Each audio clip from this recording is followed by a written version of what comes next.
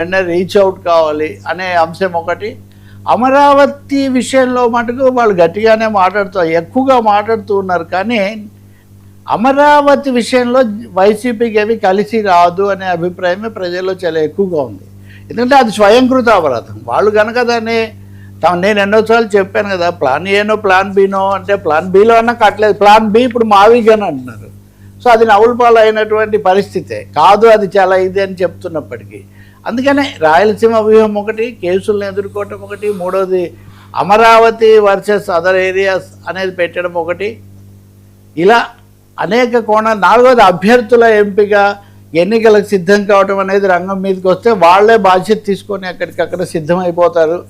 దీనికోసం అధినేత స్వయంగా వాళ్ళతో కలిసి మాట్లాడడం, వీటన్నిటినీ కూడా ప్రజల ముందు చాలా విస్తృతంగా ఏకరువు పెట్టి పీపీపీ ఆ నమూనా మీద ఎక్కువగా నిరసన వచ్చింది కాబట్టి ఆ మెడికల్ కాలేజీల కోణం పెట్టడం, ఇలా ఒక విస్తృత కార్యక్రమం అయితే తీసుకోవాలి. కేవలం విమర్శిస్తుంటే కుదరదు. సమస్యల మీద వామపక్షాలు ఇప్పుడు కూడా పోరాడుతున్నాయి.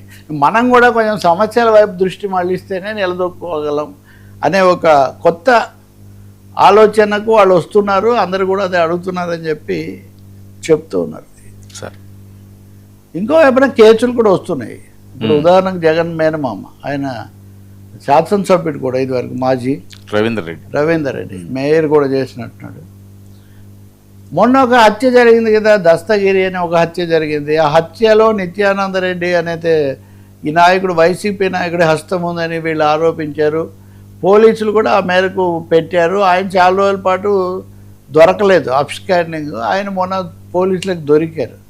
దొరికిన తర్వాత ఇప్పుడు ఈరోజు నిన్న మీడియా ప్రధానంగా చెప్తుంది ఏంటంటే, ఈ రవీంద్రారెడ్డికి ఆయన బినామీగా తన మీదకి రాకుండా ఆయన పేరుతో ఇవన్నీ కూడా రాయించుకున్నారు. కనీసం ఒక చాలా విలువైన 9-10 ఎకరాలు రాయించుకున్నారు. ఈ కేసు ఇప్పుడు తీగలు ఆగుతూ ఉన్నాము. సో ఇప్పుడు రవీంద్రారెడ్డి అంటే ఒక విధంగా జగన్ ఫ్యామిలీ, దాదాపు రాజశేఖర రెడ్డి ఉన్నప్పటి నుంచి కూడా ఆయన ముఖ్య పాత్రధారి. అందుకని ఇప్పుడు దాదాపు దగ్గరికి వస్తున్నట్టుగా లెక్క. అంటే జగన్కు సన్నిహితులు, జగన్ దగ్గర బంధువులు వీళ్ళ దాకా ఈ కేసులు తీసుకొని రావటం, వాటి మీద ఫోకస్ పెట్టడం అన్నది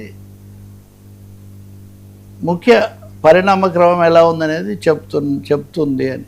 ఇంకేం జరుగుతుంది, పోలీసులు ఆయన ఎదుర్కోవటం ఎట్లుంటుందో మనకు తెలియదు.